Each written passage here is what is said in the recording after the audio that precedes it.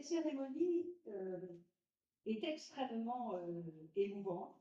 Elle l'est pour vous, elle l'est pour moi comme mère. Et vous allez peut-être comprendre à la fin de mon propos pourquoi elle l'est tout particulièrement. C'est aussi une cérémonie où vous disiez il y a aussi de la joie, mais il y a aussi beaucoup de gravité, parce qu'elle intervient dans un contexte très particulier que je n'oublie pas, que je vis comme mère, même dans le 5e arrondissement, qui est un contexte où l'antisémitisme remonte. Vous allez dans quelques instants, Madame la représentante de l'ambassade d'Israël, remettre la plus haute distinction qui est donnée par l'État d'Israël à un civil, le diplôme de juste parmi les nations. Il est remis à titre posthume à Albert et Rachel Auvergnat, qui sont représentés par Claude. Ce sont des héros anonymes qui ont mis leur vie en danger pour sauver un petit juif polonais, cher Jean-Claude, que les parents, fuyant l'antisémitisme de leurs compatriotes, tentaient de mettre à l'abri. Albert et Rachel ne se sont pas contentés, même si c'est déjà énorme, de vous protéger des nazis. Alors que tant de nos compatriotes naviguaient sans doute entre l'aveuglement qu'on retrouve aujourd'hui et la collaboration. Ils vous ont, et j'emploie vos propres mots, ils vous ont choyé, ils vous ont gâté, c'est incroyable. Vous faites partie de la famille. Vous êtes le frère de leurs 2 fils, Gilbert et Pierre. Ils continuent à vous éduquer et ils continuent, si vous permettez cette expression, qui relève plusieurs sens bien sûr, à vous initier le dessin, la peinture, la musique, notamment le jazz, vous êtes fan de jazz, et bien sûr la lecture. Alors vous étiez très étonné que je sache que vous lisiez, notamment dans le grenier, l'illustration bien avant de lire, notamment, vous avez tellement lu, vous continuez tellement à lire, Pollan et bien d'autres. Et vous allez dire, grâce à eux, de manière d'ailleurs assez inattendue, eh bien vos souvenirs ne sont pas dramatiques. Ils sont même plutôt, je vous cite toujours, joyeux. Monsieur et Madame l'Aubergeon vont aller jusqu'à convaincre la voisine, ce qui est incroyable de leur hôtel à Brunois, d'accueillir une partie de votre propre famille, dont évidemment vos parents. Très cher Jean-Claude, sans Albert et Rachel, vous et vos proches, auriez-vous survécu à la barbarie? Sans doute, hélas, non. Et disant cela, je n'oublie pas les 11 400 enfants juifs en France qui sont partis dans les camps de la mort. Il y en a eu 117 dans le seul 5e arrondissement, auquel nous rendons un hommage très émouvant chaque année, le 27 janvier, dans le petit square René Viviani. Auriez-vous, après ce bout de vie caché, eu autant de vie? Grand professionnel de l'écriture et de l'édition, redoutable juriste en droit, de la presse et du droit d'auteur et plein d'autres choses, sans doute pas. Et puis sans eux, auriez-vous eu cette soif, même un peu tardive, d'apprendre, de relever les défis, d'oser, sans être toujours assuré du succès? Je ne suis pas sûre, et évidemment je me lève un peu au-dessus de mon seuil d'incompétence, parce que je vous connais quand même un petit peu. Je crois que c'est que derrière l'apparente légèreté, derrière l'humour parfois un petit peu caustique quand on vous connaît, je décèle chez vous, comme chez beaucoup de rescapés de la Shoah que j'ai croisés, une forme d'intranquillité qui pousse à se dépasser toujours, chez les rescapés de la Shoah et aussi chez les témoins traumatisés des pogroms. Cette intranquillité, je la retrouve aussi aujourd'hui comme mère, à chaque fois que je croise des victimes de l'antisémitisme. Je ne croyais pas en 2014, en devenant maire du 5e arrondissement, que je croiserais aussi dans cet arrondissement, vous l'avez dit tout à l'heure, madame, qui est d'une certaine manière le temple des savoirs, peut-être du respect de l'autre, parce que c'est ça finalement l'éducation et les savoirs, aussi des formes d'antisémitisme. Cette cérémonie, elle est donc aussi empreinte de gravité. Car l'antisémitisme est une hydre qui ne meurt jamais. Dans les périodes de prospérité, les démocraties croient que l'antisémitisme est cantonné au régime totalitaire ou sur certains territoires perdus de la République, ou pire, les bien-pensants que nous sommes imaginent que cet antisémitisme porte toujours chez le voisin malveillant le visage haineux de la xénophobie. Et ça n'est pas que ça. Après le pogrom du Hamas contre Israël le 7 octobre dernier, 1500 actes antisémites en France ont engrainé notre pays des droits de l'homme, dans le seul mois qui a suivi. On m'a déconseillé de mettre, après le 7 octobre, en solidarité le drapeau d'Israël au frontispice de ma mairie. Évidemment, je l'ai fait pendant 2 mois en solidarité. On me dit, oh là là, c'est risqué. Et puis, une poignée de parents apeurés m'ont demandé de ne pas donner le nom d'Elie Buzyn, rescapé d'Auschwitz à 15 ans, à une école du 5e arrondissement, et de retirer la plaque que nous avions posée. Et de retirer la plaque. Ça a été un des moments les plus pénibles de mon mandat de maire. Je ne l'ai pas fait, inutile de vous dire que nous ne le ferons jamais. Alors, je n'ai pas beaucoup de certitude cet après-midi, mais j'en ai une petite que je vous livre. C'est qu'avant de risquer de tout balayer, les êtres et les valeurs qui fondent notre humanité, l'antisémitisme s'installe toujours en passant par la porte du renoncement et de la lâcheté. Avec Rachel et Albert Le Vergeon, nous rendons hommage à tous ces justes, Madame la représentante de l'ambassade et puis cher président de la Fondation pour la mémoire de la Shoah et le comité français pour Yad Vashem, bah, évidemment, tous ces justes qui ont essayé de faire sortir de l'enfer des Juifs, un enfer où, on le sait, il n'y a jamais de pourquoi. Rachel et Albert ont sauvé des vies, la vôtre, très cher Jean-Claude, mais ils nous ont donné aussi une leçon d'humanité et d'amour, une leçon de courage et d'abnégation, sans attendre, et c'est peut-être ça qui est le plus extraordinaire, rien en retour, pas de titre, pas de gloire, et peut-être, cher Claude, qu'il serait gêné aujourd'hui, peut-être qu'il serait gêné aujourd'hui de cet honneur qui leur est rendu à titre posthume. En fait, ils nous ont donné une leçon de vie qui donne tout son sens à la citation du Talmud, qui sauve une vie, sauve l'univers tout entier. Merci. C'est un moment très important auquel nous assistons. Je réfléchissais avant de prendre la parole, donc peut-être j'aurais pu écrire quelques mots, et finalement je ne l'ai pas fait, mais j'essaie de réfléchir à tout ce qui nous réunit ici dans cette salle à ce moment. Il y a beaucoup de choses, il y a beaucoup de chaînes de transmission que nous sommes en train de reboucler tous ensemble ici. Alors avant de commencer par l'histoire, je vais commencer par la géographie de ce lieu. Je ne crois pas que ce soit anodin et que ce soit simplement le fait que nous sommes dans l'arrondissement de résidence de Jean-Claude Zilberstein que nous trouvions ici. Juste devant nous, il y a le Panthéon. Et grâce à l'action de Simone Veil et de Pierre-François, le Panthéon, c'est la maison de tous les justes parmi les nations de France. Il y a dans cette maison qui honore les grands hommes et femmes qui ont fait cette patrie, un parcours pour les justes, les nations.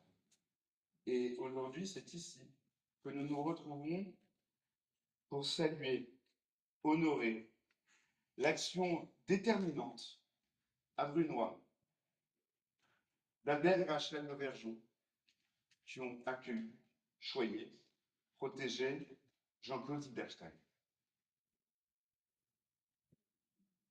Il n'y a pas de hasard. Pas ici et pas aujourd'hui. Et donc, c'est d'abord une chaîne géographique qui nous réunit.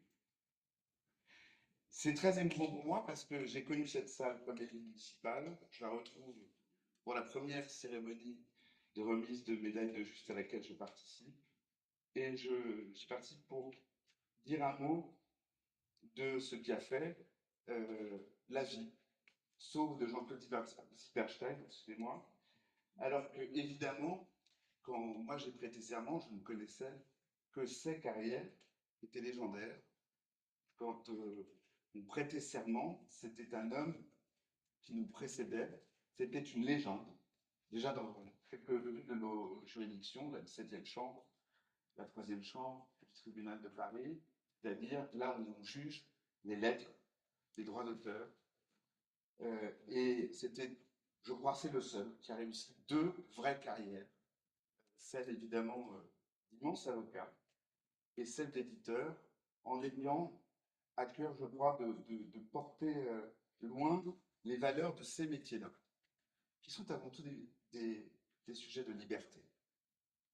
Alors, il nous dira tout à l'heure ce que ces origines, ce que cette histoire a créé ou pas dans ce parcours d'excellence que nous connaissons tous, mais que moi je ne connaissais pas. Je disais, il y a ce qui nous réunit, et effectivement, Madame la maire, il y a le fait que l'histoire s'entend différemment ces derniers temps. Que nous pensions tous que l'antisémitisme était une histoire, en tout cas en France, révolue. Manifestement, ce n'est plus le cas. Et si c'est si important de célébrer les justes, c'est parce que nous devons nous souvenir que s'il y a des héros et des justes sont des héros, c'est parce qu'il y avait des bourreaux. C'est aussi pour nous prémunir des raccourcis. Le premier d'entre eux, c'est que, quelle que soit l'horreur de ce qui nous arrive, et il nous arrive des horreurs, en Israël et partout dans le monde, et en France, la République française, aujourd'hui, est aux côtés des victimes, alors qu'à l'époque dont nous parlons, elle avait cessé d'exister, et un régime infâme pourchassait et les Juifs, c'est ce qui leur venait en eux. Mais je ne veux pas épiloguer, simplement, nous sommes entrés à nouveau dans une phase de barbarie. Et cela ne tient pas seulement des attaques ignobles qui ont eu lieu le 7 octobre dernier, et dont l'action criminelle, je le rappelle, se poursuit, y compris à l'encontre de certains de nos concitoyens. Non, la barbarie a pris place parce que dans un monde où on cherche à confondre les bourreaux et les victimes, donc on cherche à confondre le vrai et le faux, ce qui s'est passé et ce qui pourrait advenir.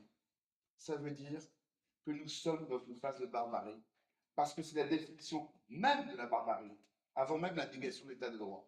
C'est quand tout est confondu.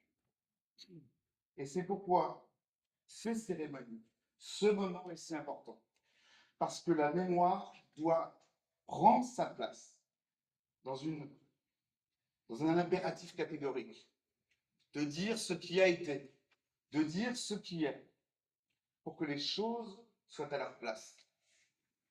Et pour que l'exemple d'Albert et Rachel Aubergeon ne soit jamais ni ignoré, ni ignoré, ni confondu. Je vous remercie.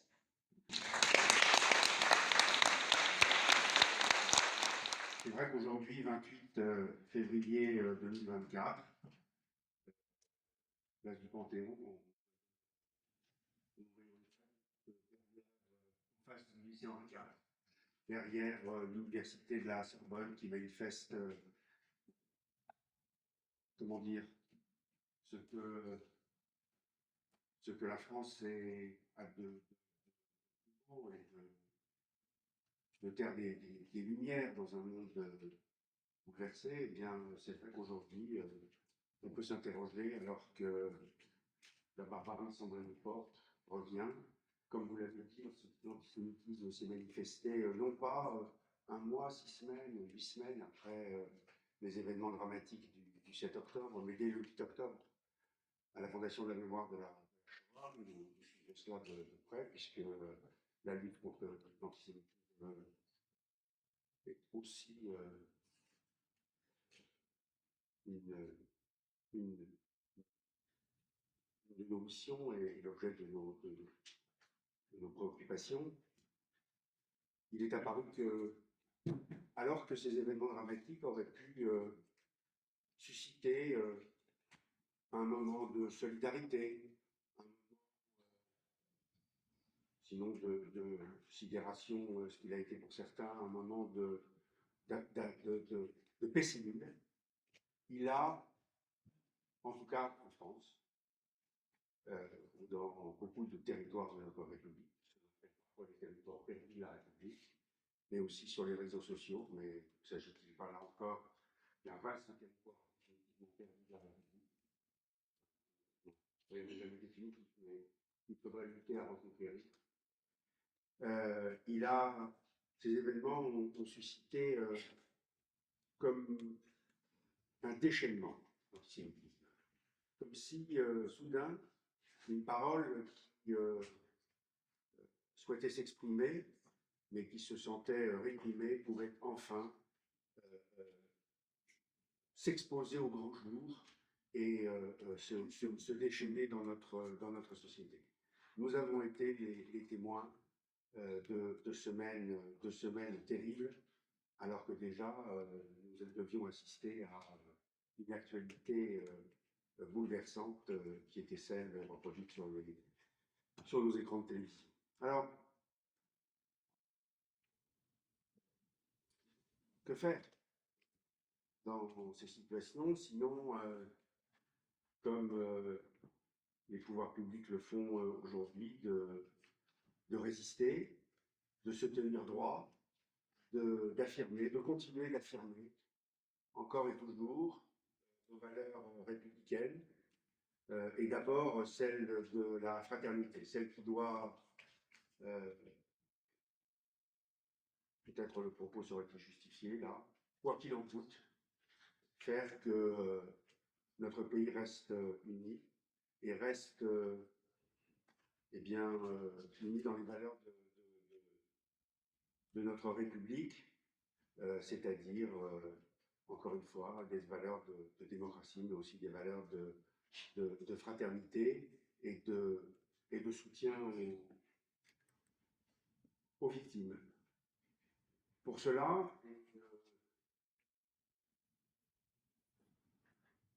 il faut le dire, je ne peux que remercier le comité français de la chaîne qui a œuvré, qui continue d'œuvrer et qui œuvre plus encore chaque jour pour le maintien de la mémoire des victimes, mais aussi la victoire de ces héros de l'ombre qui, pendant toutes les années sombres de notre histoire, ont été une lumière dans les nuits pour les gens qui fuyaient. Il y a aujourd'hui en France 4200 juste parmi les nations, c'est des personnes qui ont été récompensées de la plus haute distinction civile de l'État d'Israël. Madame l'ambassadrice, en prononçant ce terme de plus haute distinction de l'État civil d'Israël, je veux rendre hommage à cet État souvent critiqué, souvent accusé, mais qui est peut-être, parce que je ne connais pas d'autres exemples, le seul État qui a décidé que la plus haute distinction civile qui serait attribuée à des gens qui, par hypothèse, ne sont pas des nationaux, mais simplement pour des actes de sauvetage, pour des actes de bravoure, pour des actes d'assistance aux risques et périls de leur auteur auprès d'une population pourchassée. Voilà. Cher Claude, le nom que vous portez, Adèle et Rachel, honore les plus hautes valeurs de la France. Mais, cher Jean-Claude, en vous regardant, en pensant aux instants où je vous ai vu exercer notre noble profession, je me dis que, et je ne peux m'empêcher de penser, effectivement, à tous ces enfants qui, eux, n'ont pas été sauvés, et à tous ces enfants qui, eux, plus encore honorer notre pays. Je vous remercie. Permettez-moi de commencer par une confidence. C'est seulement en 2018, un peu après avoir écrit mon autobiographie, comme me l'avait demandé Nicolas Tess, disparu l'an dernier, et Guillaume Malabry, deux éditeurs amis, que j'ai réalisé tardivement que je suis né sous une bonne étoile. En d'autres termes, j'ai eu beaucoup de chance dans ma vie. J'ai d'abord eu la chance d'avoir des parents particulièrement savants. Ils devaient l'être pour que, simple client avant-guerre de l'hôtel-restaurant Portalis, Albert et Rachel Aubergeon tenaient à Renoir, ces derniers leur fassent, en juin 1941, après la promulgation du second statut de juif par le régime de Vichy, cette incroyable proposition: confiez-nous le petit Popo. Moi, sans vanité, s'il vous arrivait quelque chose, nous l'élèverons comme s'il était catholique. Et de fait, je suis passé pendant 3 ans pour le fils naturel de Gilbert, leur aîné, né de ses prétendus amours, avec une coureuse qui, au moment de filer en zone libre avec un galant, m'aurait déposé tel Moïse dans un couffin sur les marches de l'hôtel. En me permettant de passer les heures sombres de l'occupation dans la famille Aubergeon, la chance, toujours, m'a énormément souri. Grâce à la démarche courageuse, intrépide d'Albert et Rachel Aubergeon, j'ai non seulement eu la vie sauve, au risque de la leur, mais de façon que je considère comme un peu miraculeuse, j'ai eu à Brunois une enfance extrêmement heureuse, et comme vous l'avez dit, Florence, joyeuse. En un temps où la barbarie a traumatisé tant d'enfants parmi ceux qui ont survécu.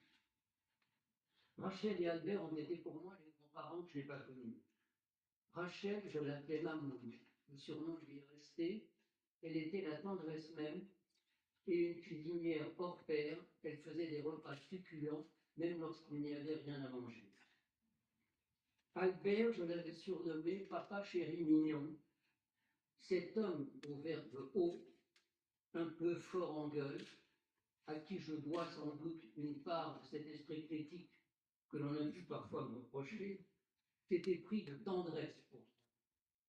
Il avait tous les talents: artiste peintre, auteur de pièces de théâtre, chansonnier. C'est anti-Bosch RFU, il avait été gravement blessé pendant la Première Guerre mondiale, animait la revue de fin d'année. À 2 reprises, au nez et à la barbe de l'occupant, il me fit monter sur les planches du théâtre municipal pour chanter les rengaines qu'il m'avait apprises. Ah, le petit bain de danse, Ramona, et même Douce France, créée par Charles Trenet en 1943. Dans cette famille, j'ai découvert la musique, le jazz en particulier, mais aussi la peinture, le théâtre et la chose imprimée. Véritable terrain en Alibaba, le grenier regorgeait de décors de théâtre, d'instruments de musique, il y avait des livres et des journaux partout. Ces passions ne m'ont jamais quitté. À Brunois, je suis tombé dans la marmite de la culture et je n'ai jamais pu en ressortir. Mais ce n'est pas tout. Ce n'est pas tout. Non content de m'avoir recueilli, Rachel et Albert ont aussi trouvé un refuge pour mes parents lorsqu'après que mon père se soit échappé de Drancy En septembre 1942, il avait été pris dans la rage du bis 41. Ce refuge, ce fut le grenier de la maison qui faisait face à l'hôtel, encore un grenier. Chez Madame Viette, une veuve sans enfant, partie sitôt la guerre terminée dans les Pyrénées-Orientales pour des raisons de santé dont j'ai perdu la trace. La chance s'est à nouveau manifestée en me faisant rencontrer bien plus tard celle dont j'ai dit à ses obsèques, il y a 8 ans, qu'elle fut une petite fée capable de transformer la citrouille. La citrouille aussi, c'était moi. Son amour, l'amour de Marie-Christine et la confiance que m'ont témoigné ses parents, le professeur Bernard Alpern et Stéphane René, ont mis un terme à l'impéritie de mon parcours universitaire. C'est à 35 ans que j'ai prêté le serment d'avocat en 1972.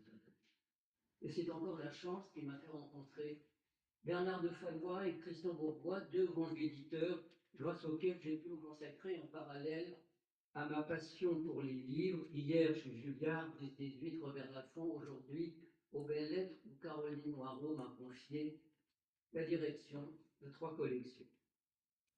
Restait une question. Comment définir la chance? J'ai posé la question à mon ami Dominique Schnapper, sociologue, fille de Raymond Aron, ancien membre du Conseil constitutionnel. Elle m'a répondu, la chance, c'est le hasard. Et puis, ce que l'on en fait. Je n'ajouterai qu'un mot, je n'ai pas fait exprès. Je vous remercie pour votre attention. Le badge. On m'a donné un badge quand j'étais enfant. On m'a donné un badge ce que j'étais content. Je l'ai cousu ce badge à la place de mon cœur. Je l'ai cousu ce badge sur mon plus beau vêtement.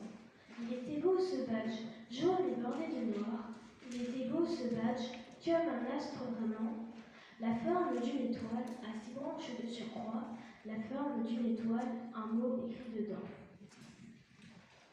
Un mot de 4 lettres, en caractère gras. Un mot de 4 lettres, tordu comme des serpents. On avait marqué juif au centre lisiblement. On avait marqué juif sur mon cœur de 7 ans. C'est un drôle de cadeau qu'on m'avait offert là. C'est un drôle de cadeau, un passeport étranger. J'ai failli aller loin, là où d'autres sont allés. J'ai failli aller loin et partir en fumée. Je l'ai toujours ce badge sur moi en cas de malheur. Je l'ai toujours ce badge gravé au même endroit. Je n'en porte jamais d'autre, bien qu'on ne le voie pas. Je n'en porte jamais d'autre, c'est le seul qui me va. C'est dans cette intention qu'on me l'a donné. C'est dans cette intention, moi je l'ai gardé. Raguerpès.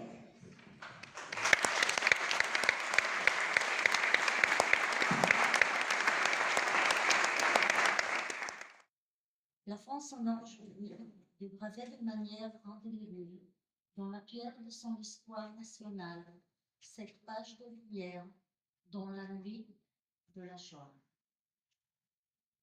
C'est avec une grande émotion que je reprends ces mots de Simone Veil, alors président de la Fondation pour la mémoire de la Shoah, et que je me tiens parmi vous aujourd'hui pour saluer la mémoire de Rachel et Albert Aubergeon. Une émotion doublée de fierté d'être dans ce lieu hautement symbolique de valeurs de la République. Nous sommes aussi en face du Panthéon, où il y a 17 ans, des Juifs de France étaient honorés. Quand les ténèbres ont envahi l'Europe et la France, les justes ont eu le courage de braver l'autorité, au péril de leur vie et de celle de leur famille.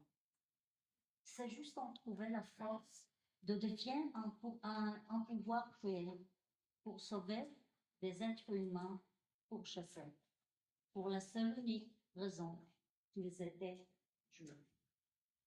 J'ai toujours été étonnée de constater que ces justes considèrent souvent n'avoir fait que leur devoir d'être humain. Je les ai même parfois entendus dire qu'ils auraient pu en faire davantage. D'ailleurs, la preuve de cette modestie réside dans le silence qu'ils gardent sur les actes héroïques dans la Shoah. Combien de fois A-t-on vu les enfants des justes ou leurs petits-enfants dire qu'ils n'avaient jamais entendu parler de la noble attitude de leurs grands-parents? Par cette grandeur d'âme, le juste ont sauvé des milliers d'innocents d'une mort certaine, où ils ont également sauvé la dignité humaine et l'honneur de leur pays. Mesdames et Messieurs, dans son allocution lors de l'hommage national aux victimes françaises des attaques terroristes du 7 octobre en Israël, le président Emmanuel Macron leur a affirmé ce jour funeste est le plus grand massacre antisémite de notre siècle. Le 7 octobre dernier, un terrible massacre contre les Juifs s'est produit. Il est le résultat de la haine antisémite et avait pour seul objectif la destruction de l'unique État. Je sais par ailleurs que le mémorial de Yad Vashem à Jérusalem a été touché directement lors de l'attaque du kibbutz Nir Oz. En ce jour, j'adresse mes pensées particulières à Liat Atzili, formatrice de Yad Vashem, qui fut retenue en otage pendant 50 jours à Gaza, et son mari fut assassiné. Et au Guy Alex Danzig, kidnappé et otage à Gaza depuis plus de 4 mois. Madame la Maire, il ne faut pas qu'une partie du monde tombe dans le relativisme, disiez-vous à juste titre, car le relativisme et la négation du massacre sont en danger, tout comme le silence de certaines organisations internationales. Au lendemain de cette terrible attaque, vous avez témoigné de votre solidarité et je tiens à vous en remercier. En France, depuis ce sombre 7 octobre, le nombre d'actes antisémites recensés par le ministère français de l'Intérieur et le SPCJ a égalé celui des 3 années précédentes. 78 ans après la Shoah, il est inadmissible que l'on puisse encore se sentir menacé sur le sol européen parce que juif. C'est pour toutes ces raisons qu'il est important de commémorer, résister contre le silence, comme nous le faisons aujourd'hui en honorant le peuple lauvergeon. En péril de leur vie, Albert et Rachel ont refusé de fermer les yeux face à l'antisémitisme. Au péril de leur vie, ils ont choisi de bouleverser leur histoire de famille et d'accueillir Jean-Claude comme un fils. Il leur aura fallu bien du courage pour défendre les valeurs fondamentales de l'humanité et une grande liberté face à l'indifférence et l'hostilité dominante qui régnait durant la Shoah à l'égard des Juifs. Je me permets aussi de rendre hommage au ministère Robert Badinter-Zahl qui nous a quittés il y a quelques jours.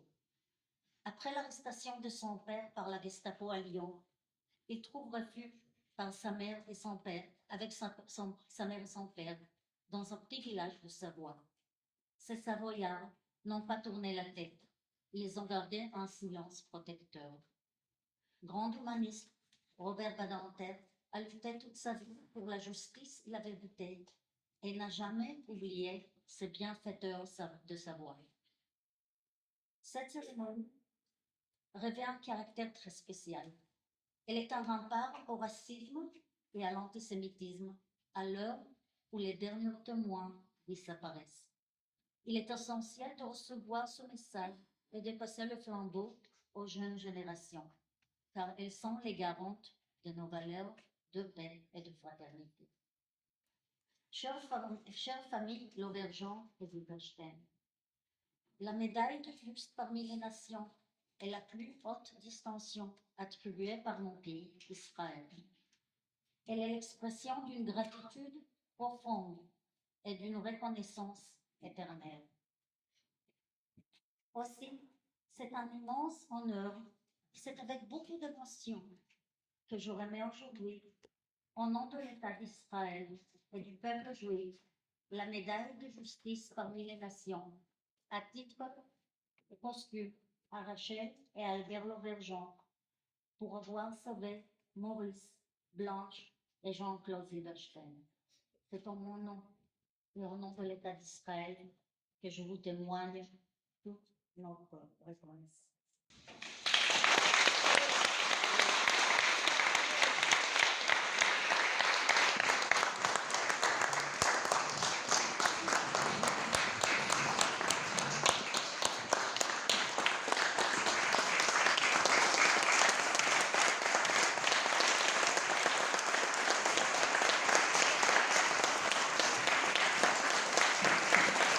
Nous devons beaucoup à Jean-Claude Lieberstein de nous réunir aujourd'hui. Sans lui, l'histoire d'Albert et de Rachel ne serait restée qu'un lointain souvenir pour quelques membres de notre famille.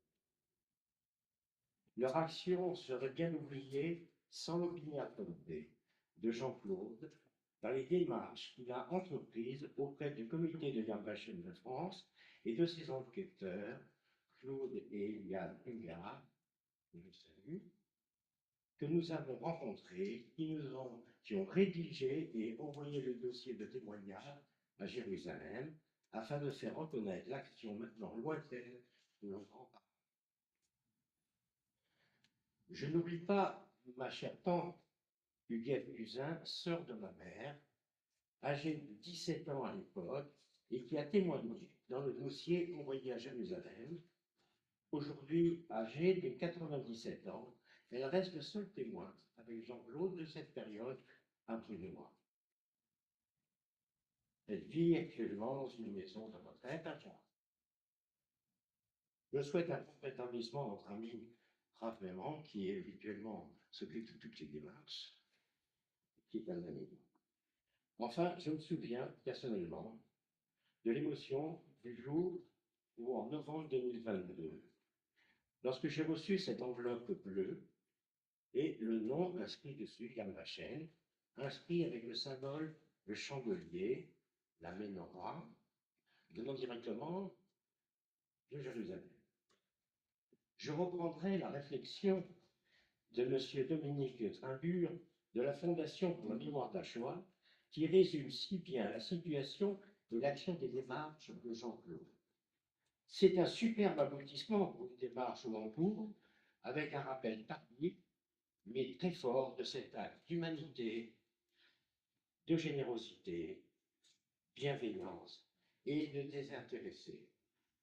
Et d'ajouter toujours en parlant d'Albert et Rachel, s'ils avaient su alors quel enfant ils avaient recueilli et a décidé qu'il devait s'ouvrir à lui. Comment vous présenter mieux et familièrement Albert et Rachel? Avant tout, j'aimerais préciser l'origine du prénom de ma grand-mère, Rachel, car certains me demandent si, avec ce prénom, j'étais juif. Non. Son père, musicien et violoniste, était simplement admiratif de la grande actrice tragédienne du XIXe siècle, Mademoiselle Rachel, décédée prématurément à l'âge de 36 ans. Comme je l'écris dans le petit fascicule, très tôt, Rachel fut initiée à la tenue d'un café-restaurant avec son père et sa voix fut tracée pour la vie du rond dans l'hôtellerie. Née en 1888, elle aura vécu les deux guerres, celle de 1914, celle de 1940. Mais plus étonnant, habitant sur la route qui mène de Montmirail à Épernay, elle a vu passer les premières voitures sans chevaux, comme elle est née à le dire. Et elle a vécu, bien plus tard, les premiers pas de l'homme sur la Lune le 20 juillet 1969. Je compléterai ce tableau d'une maman dynamique, gaie, joyeuse, toujours souriante. Un exemple. Lorsqu'elle fut atteinte du mal de Crohn, une tuberculose osseuse à 84 ans, elle fut citée comme cas par la médecine pour s'en être sortie grâce à son optimisme et à son mental. Mais ce que nous retiendrons d'elle, c'est sa cuisine. Ces petits plats qu'elle lui tenait pour le plus grand plaisir, et ces petits plats qu'elle avait tant de fois fait pour les clients. Quentin Albert, meneur d'hommes à la guerre de 14 et meneur de revue à Brunois. Curieux de nature, tout le passionne, l'histoire, la littérature, la musique, le dessin et le jardinage. Avec ses rosiers, il affectionne de tailler. Pour nous, ces petits-enfants, nous retiendrons de nos vacances à Saint-Laurent-du-Var, lieu de leur retraite, notre apprentissage du jardinage dans son nouveau royaume, dessiné et planté par ses soins. D'un côté, il y avait les légumes, les haricots verts, les tomates, les salades, etc. Et puis de l'autre, il y avait les fleurs et les plantes grasses. Son jardin était devenu sa fierté. À chaque grande vacances, nous étions ses aides pour empirer les allées, désherber et surtout arroser le soir à partir de 17h, quand il fait revenir de la plage. Bref, on nous a inculqué l'apprentissage de l'effort et de l'obéissance. Sinon, c'était une toute badine. Mais il n'était pas très sévère. Avec le recul, je puis dire que nous avons passé d'agréables vacances d'été à la Ville d'Arles. Lors des réunions de famille, Mamoun se mettait en cadre pour nous faire plaisir et n'oubliait jamais de valoriser le travail de la mère en déclarant « Manger ces légumes sont frais, ils viennent du jardin. » Et lorsqu'arrivait la viande, nous le prenions tous en cœur, viande du jardin. La médaille et le diplôme que nous recevons aujourd'hui, nous en sommes fiers. Ils font partie de l'héritage que nous lèguent Albert et Rachel sans qu'ils aient le su eux-mêmes. Qui aurait pensé que l'action de sauver un enfant deviendrait un événement aussi important 80 ans après? Jean-Claude, le petit coco, comme le prénommait Rachel, a été chouchouté, il a très bien compris, durant cette période, dans un univers entouré de livres, de dessins, de musique, comme il aime à raconter dans ses souvenirs de son passage à Brunois. Jean-Claude, formé la curiosité dès son jeune âge, fut, et chez les éditeurs, ce découvreur, ce dénicheur d'auteurs étrangers qu'il a fait connaître à la France entière dans la collection Texto. Au moment de sa retraite, il se souvient de ses parents adoptifs et entame toutes les demandes de recherche qu'il soit honoré et remercié en le faisant reconnaître juste par une nation. Albert et Rachel, eux, si discrets, seraient surpris de l'honneur qu'il aurait fait aujourd'hui. Voilà. Comment notre famille, nos enfants, nos petits-enfants, nous nous retrouvons chargés d'une mission aussi symbolique que celle de se souvenir des événements de l'époque que l'on nomme la Shoah, afin que celle-ci ne tombe pas dans nous. La cérémonie que nous vivons aujourd'hui, avec cette remise de médailles, de diplômes, notre famille, on est fiers.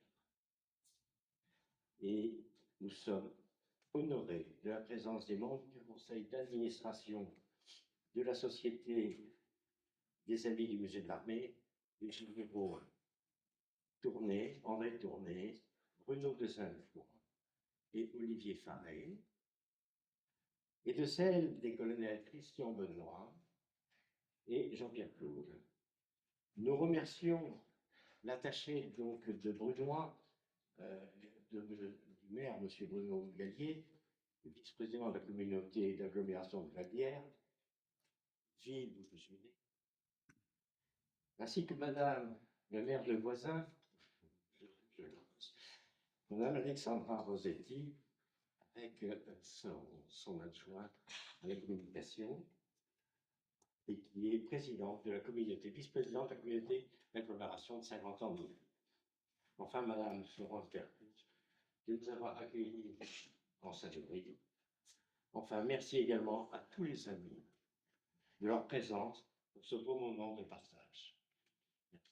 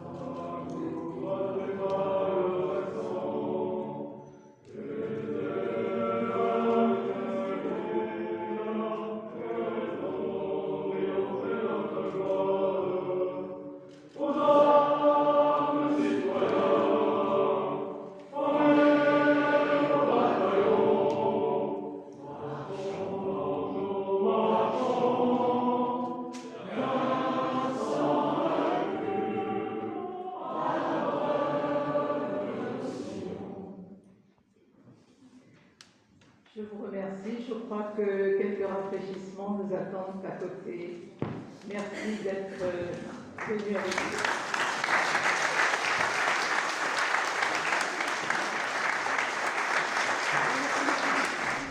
Chantez, compagnons, dans la nuit la liberté vous écoute. Amis, entends-tu le vol noir des corbeaux sur nos plaines?